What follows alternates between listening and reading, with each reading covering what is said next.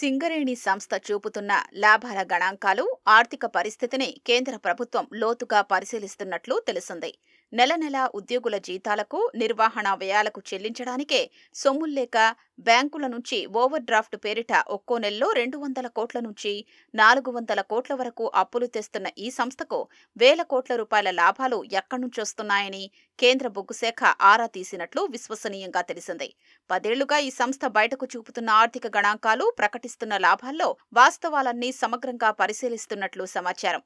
దేశంలోని అన్ని బొగ్గు కంపెనీల మొత్తం ఉత్పత్తిలో సింగరేణి వాటా 10% కూడా లేదు. పైగా coal India, Mahanadi coal fields వంటి ప్రధాన కంపెనీల బొగ్గు రేటు కన్నా సింగరేణి వసూలు చేస్తున్న ధర 100% అధికంగా ఉంటోంది. ఇంత భారీగా ధరలు వసూలు చేస్తున్న సంస్థ నెల నెలా బ్యాంకుల నుంచి రుణాలు ఎందుకు తెస్తోందని కేంద్రం ఆరా తీసినట్లు తెలుస్తోంది.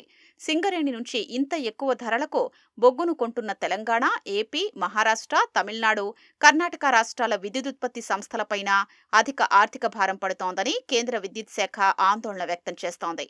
ఈ అధిక ధరలతో సగటు విద్యుదుత్పత్తి వ్యయం పెరిగి అంతిమంగా ప్రజలు చెల్లిస్తున్న కరెంటు ఛార్జీలపైనే ప్రభావం పడుతోందని భావించినట్లు తెలిపింది.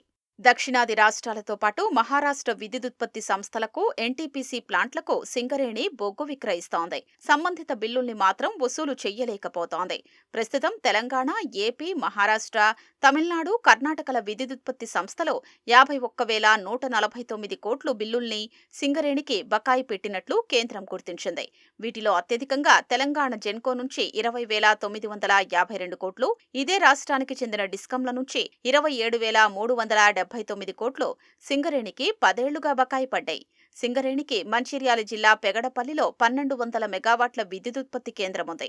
ఇక్కడ ఉత్పత్తి చేస్తున్న కరెంటు మొత్తాన్ని తెలంగాణ డిస్కంలకే విక్రయిస్తున్నా ఈ బిల్లుల్ని ఎందుకు వసూలు చేయటం లేదని కేంద్రం ప్రశ్నించినట్లు సమాచారం. కేంద్ర విద్యుత్ శాఖ నిబంధనల ప్రకారం కరెంటు సరఫరా చేసిన తరువాత నెలవారీగా బిల్లును చెల్లించాలని విద్యుత్ కేంద్రం నుంచి డిస్కంకు నోటీసు జారీ చేయాలి. ఇది అందుకున్న 90 రోజుల్లోగా ఏ డిస్కమైనా తప్పనిసరిగా మొత్తం బిల్లు కట్టాల్సిందే. లేకుంటే కరెంటు ఉత్పత్తి, సరఫరా నిలిపివేసే అధికారం విద్యుత్ కేంద్రానికి ఉంటుంది. కానీ సింగరేణితో పాటు తెలంగాణ డిస్కంలో రాష్ట్ర ప్రభుత్వ యాజమాన్యంలోనే ఉండడంతో కరెంటు సరఫరా నిలిపివేయకుండా కొనసాగిస్తున్నందునే డిస్కంల నుంచి రావాల్సిన బకాయిలు 27,379 కోట్లకు చేరాయి.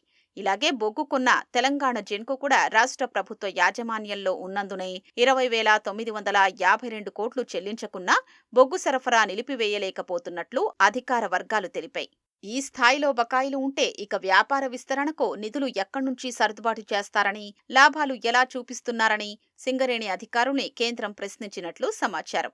బొగ్గు, కరెంటు ఉత్పత్తి, విక్రయాలు, బిల్లుల వసూళ్లన్నీ పక్కాగా ఉన్నట్లు రికార్డుల్లో రాస్తూ లాభాలు చూపుతున్న సింగరేణి సంస్థ అభివృద్ధి, వ్యాపార విస్తరణ, నెల నెలా జీతాలు, నిర్వహణ ఖర్చులకు అప్పులు తెస్తూ బ్యాంకులకు వడ్డీలు చెల్లిస్తోందని అధికార వర్గాలు తెలిపాయి.